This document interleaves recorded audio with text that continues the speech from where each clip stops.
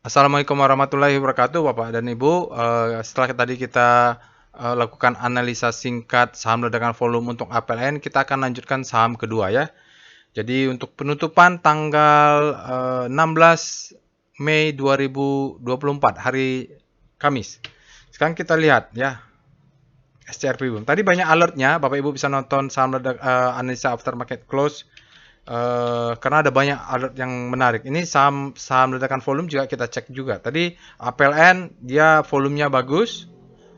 Bottoming juga mungkin tadi APLN. Sekarang kita lanjut dengan yang lainnya. Lagi rame mungkin ya. Ada PANI ya Bapak Ibu. PANI ini PIK ya. Kalau kita lihat dengan Speedo PANI. Jadi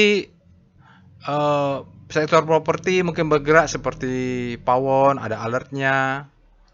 Sumarkon ada alertnya. Sekarang PANI berada di zona grid. Bagi Bapak yang mempunyai, sekarang mungkin demand-nya sudah masuk. Demand lebih besar daripada supply. Kita lihat PANI untuk rotasi bintang daily bergerak relatif terhadap composite. Ya, secara relatif ya, dibandingkan juga dengan tadi APLN, kalau PANI ini kita sebut dengan habis panik terbitlah hope.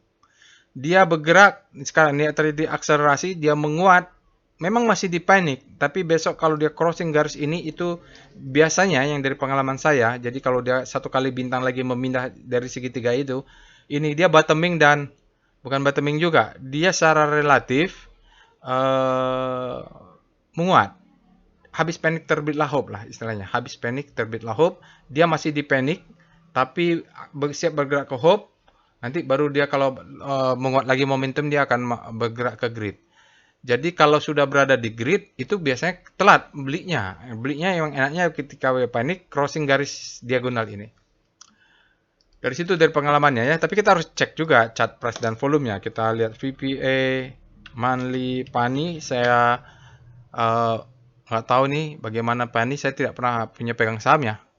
Oh, udah naik tinggi ya. Wih, aduh ini PANI tinggi sekali PANI ini. PANI. Oke, PANI ini sama apa sih? Kita lihat sekarang VPI. Dia naik ya Bapak Ibu. Tapi beginilah cara baca monthly-nya. Ini adalah akumulasi pasti. Ini adalah marking up. Nah, ini kita belum tahu distribusi atau tidak ya. Cuman mau lihat stop posisinya aja. Mau dekat-dekat. All-time high-nya mungkin di 6150. Kita lihat dengan VPA weekly PANI. PANI ini bukannya pondok Pantai Indah Kapuk ya? Salah kali ya saya ya. Coba nanti kita lihat pakai chart PIF. Maka ketahuan namanya apa. Sekarang biar saya dulu. Wah, PANI ini ledakan volumenya sudah naik tinggi ya Bapak Ibu ya. Jadi kita nanti harus lihat di daily. Ini marking up. Ini kalau dia turun ke bawah, break ini, maka dia menjadi the best time for selling ya Bapak Ibu. Dari struktur weekly-nya. Kita lihat VPA PANI. Kenapa dia ada ledakan volume? Kalau mau beli udah ketinggian. Ini saya nggak terlalu, bukan style saya. Saya style biasanya beli pada saat akumulasi atau lagi bottoming. Oh, begini dia. Ya, jadi dia nggak kelihatannya kalau di daily ya seolah-olah dia sedang sideways. Padahal kalau kita lihat time frame besar, dia berada di atas nih. Jadi ini dia break. Jadi PANI ini saya tidak terlalu suka karena kalau kita lihat tadi ini marking up, taruhlah ini distribusi, ini disebut the best time for selling ya. Dari Wyckoff. Jadi ada namanya Wyckoff struktur. Nah, ini the best time for ketika dia break ini disebut the best time for selling. Setelah the best time for selling, biasanya dia akan naik, dia memberikan second chance to sell. Bagi yang ketinggalan selling, sabar, dia akan memberikan kesempatan kedua untuk jualan. Biasanya seperti itu, nanti kalau dia turun ke bawah, maka valid lah ini high. Ini adalah untuk struktur low. Maka dia bentuk low terhadap high ini ya. Baru dia break 4640, maka dia akan membentuk lower low. Kalau ini terbentuk, sudah Bapak Ibu, dia akan kembali ke struktur besar. Daily tidak bisa mengalahkan struktur besar, maka struktur besarnya akan melanjutkan dengan ini adalah sekalian sharing ilmu ya Bapak Ibu. Siapa tahu ada yang berminat untuk ikut workshop markup, marking up. Ini adalah distribution.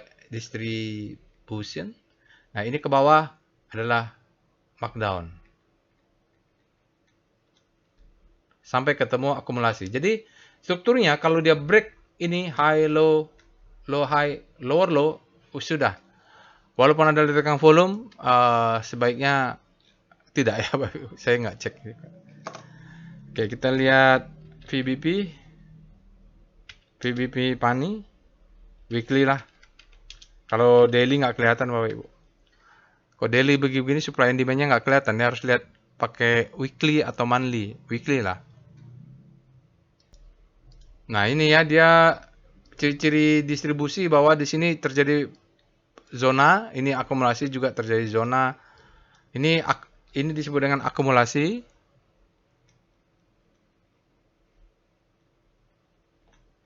Ini re. Ini jika dia membentuk new low, jika ya, maka disebut dengan distribusi. Sekarang belum. Masih ada kesempatan dia naik ke atas membentuk higher new all time high. Oke, kita lihat SBG. Oke, Pak ini. Break up atau enggak ya volumenya? Iya, dark green Bapak Ibu. Pixelnya di sini dark green, trennya juga up, volumenya berapa kali? 5,4. 5,8. Cukup besar sebenarnya.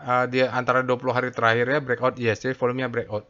Kalau mau nge-swing Bapak Ibu, kalau dia sampai ke atas, dia turun lagi ke dalam seperti ini, exit ya. Nanti kita belinya lagi di zona hijau ini. Oke, lihat foreign flow-nya. PANI.